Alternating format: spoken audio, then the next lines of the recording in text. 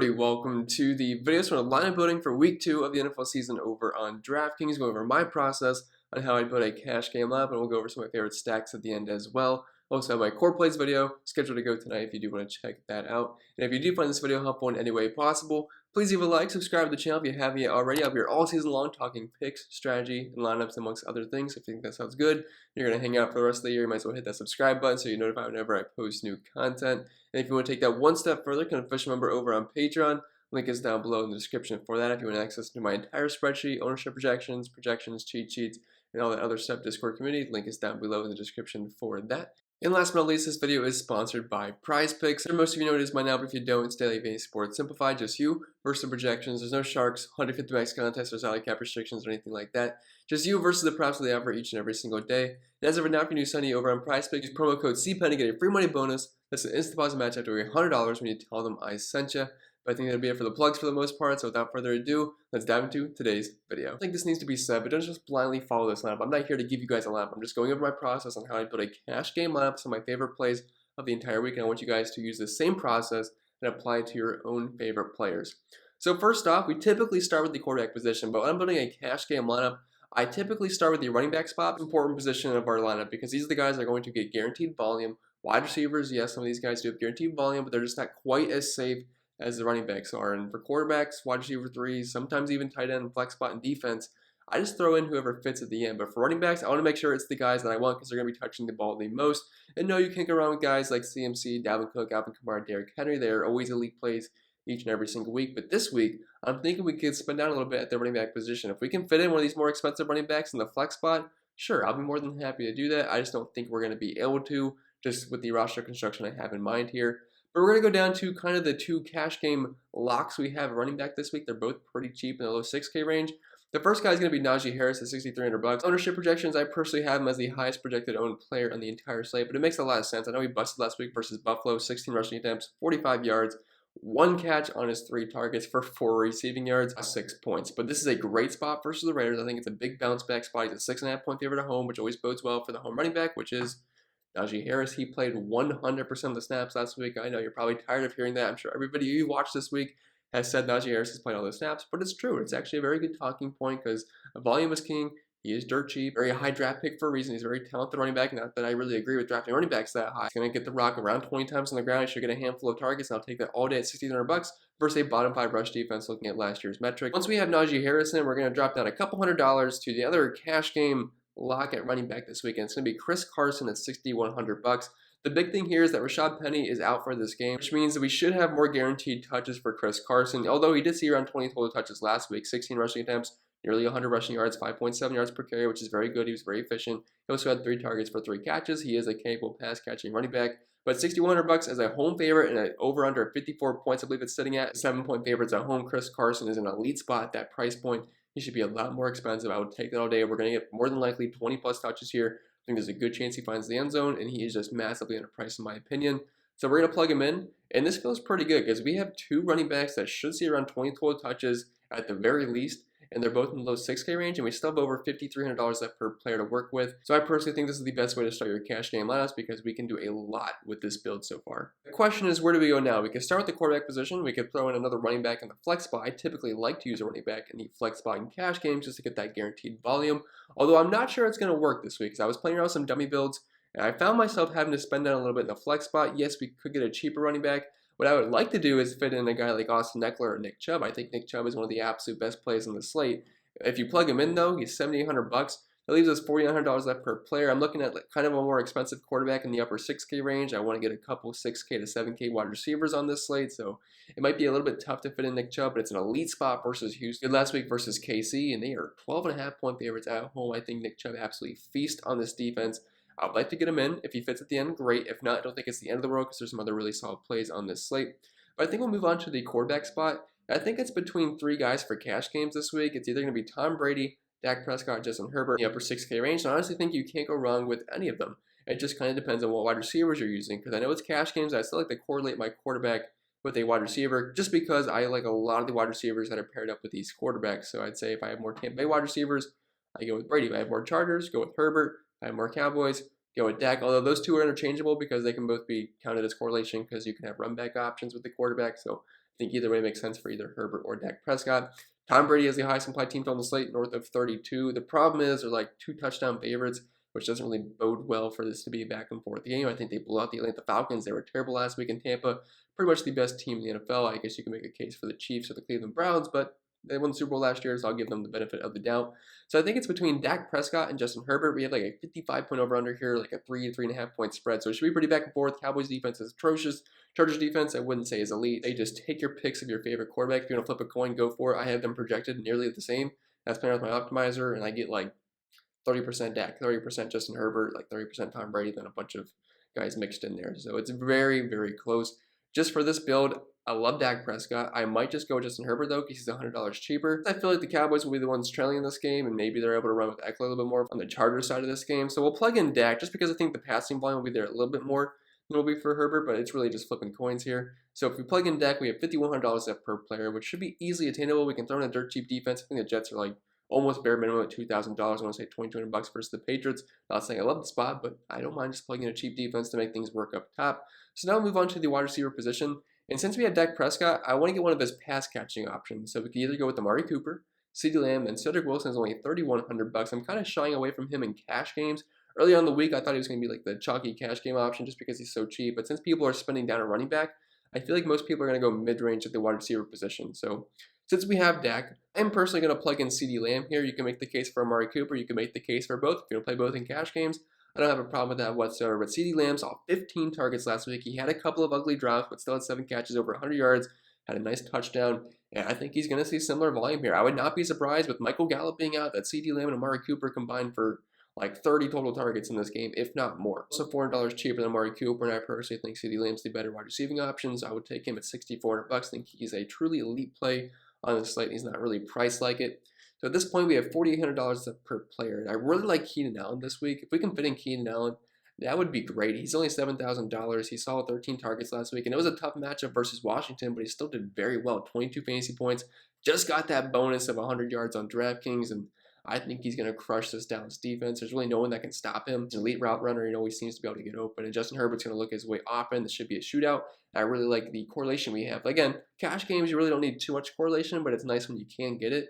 And it just makes sense. We have Dak to CeeDee Lamb. Then we can run it back with Keenan Allen, which should be a shootout. So I will take Keenan Allen here. A little bit expensive, but still not terrible, as we still have $4,300 left per player. We can throw in a cheap defense, probably get a cheap tight end, and we should have a pretty solid looking lineup. Filling out our wide receiver 3 spot. I usually like to leave that till the end and see what we kind of have to work with. So let's move on to the tight end spot. And I'm mainly trying to spend down here. Obviously, Darren Waller's fine. He had like 20 targets in that first week on Monday night versus the Baltimore Ravens. Absolutely crushed it. The guy is going to be an elite fantasy option all season long. The problem is he's very expensive, and if we try to fit in Darren Waller, we're only going to have $3,200 per player, which, yes, it is possible to make that work, but I don't feel very comfortable with it in cash games. So I find myself spending down. You could use Kyle Pitts, who's basically a slot wide receiver. They should be trailing in this game. He saw 8 targets last week, and I assume he's going to be very busy once again. Should push for double-digit targets, only had 7 points, but I'm assuming Atlanta's going to play at least a little bit better here. And the Buccaneers weren't exactly great versus the pass last season. They didn't look very good versus Dak Prescott either, although that's a very high-powered offense. We could go with Gronk, $4,700, great spot versus Atlanta. They allowed the most fantasy points per game to the tight end position last year. 8 of his targets for 2 touchdowns and nearly 30 fantasy points, although not really sure I want to go there in this build. You can, if it fits. I actually won't hate that. But Noah Fant, Tyler Higbee, Jared Cook, I feel like that's where most people will go in cash games this week because they're all priced right near each other, and they're all in some pretty good spots. Noah Fant gets Jacksonville. He saw 7 targets last week. There's no Jerry Jeudy now, so it just opens up some more targets in this offense. He actually had a pretty solid game, and we know Jacksonville is going to be one of the worst defenses in football this season. Tyler Higbee, I feel like, is the way most people will go in cash games. I think it's the one I want to go with as well. He's a clear tight end one of this offense. Matthew Stafford in this offense looked very good on Sunday night versus Chicago Bears. I'm not scared of this Colts defense. They kind of got ripped apart by Russell Wilson, Tyler Lockett, and DK Metcalf last week. Even Gerald Everett, the tight end, got into the end zone. I think Tyler Higbee could do more of the same here at 70 yards last week. Caught 5 of his 6 targets. So we're going to plug in Tyler Higbee. You could go with Jared Cook. It's just I already have so many pass catching options in that game. I don't want to go too crazy. Although in tournaments, I think loading up in that game just all around is a very good way to go. But I'm going to try to limit myself to not 500 players from that game in this cash game lineup. So we plug in Tyler Higbee. We have around $4,500 left per player. Let's just plug in a cheap defense. I would like to get one of these 3K defenses. I said I love the Browns on the slate. It's just I'm not sure I want to spend up more for a defense and then lose a potential good wide receiver or a flex spot. So we're just going to plug in the cheap Jets here. Like, I don't really love using the Jets defense. They weren't very good last year. I'm not insanely scared of Mac Jones. I think he's an upgrade over Cam Newton, but still rookie quarterback making his second career start. So we're just going to plug in the Jets just because they're cheap. That leaves us $5,500 per player. So we can either go with our wide receiver 3 or plug in a running back for the flex spot. If we try to fit in Nick Chubb, I'm not sure it's going to be easily attainable because he's $7,800. That leaves us only $3,300 left per player. It could work if we want to plug in Cedric Wilson.